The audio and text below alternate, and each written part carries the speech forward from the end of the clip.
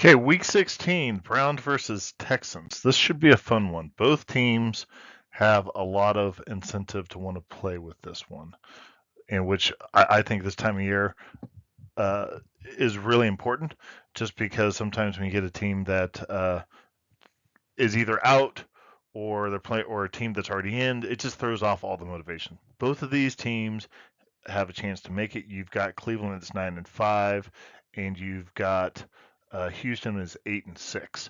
So they're close, and they're both really wanting to make it. Houston is favored by 2.5 points.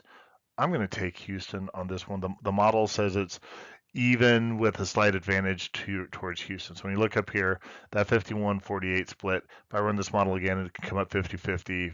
It's going to be very close because there's variability. It's by random or it's by chance, and you play it out over a couple hundred times, and you're going to get similar but not the same results.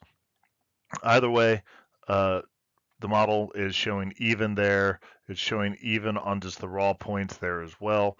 And then only down here in the Bayesian does it say, hey, the model has been slightly underperforming or underestimating, I should say, overestimating how much each of the teams really score. So with that, in that situation, saying that Houston has a slight advantage. Definitely have to keep an eye on whether or not C.J. Stroud is playing. Right now, it shows him as questionable. He was questionable for the last game, which they ended up winning, and they ran with the running game. So, like I said, both of these teams they are high mediocre to low good, is what I would really say. So you can kind of see that with, the Browns don't have a very good passing game.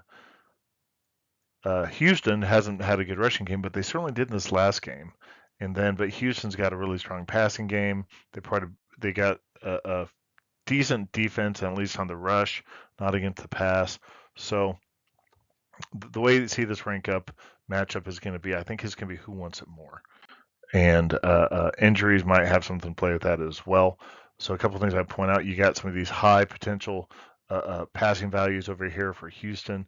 If C.J. Stroud's at quarterback, that's entirely possible. If he's not playing, then in which case you're going to have to see them rely on the run more and try and do that with Houston. But like I said, Cleveland, I don't think you can really expect much out of that passing game. 200 yards ish, something like that. They're going to have to rely on that defense and that running game. Which, when you look at Cleveland, you don't see a whole lot of explosiveness. Occasionally they get something, but by and large, should be pretty low. You definitely see a bit more of that upward explosion up here for Houston. One thing I would point out is Cleveland's also got some problems with some of those interceptions and sacks as well. But you also see the sacks over here with Houston. I just think C.J. Stroud has been pretty disciplined with the ball and either taking the sack or getting rid of it. But what he's not doing is panicking and throwing interceptions. And that makes a big difference in the game.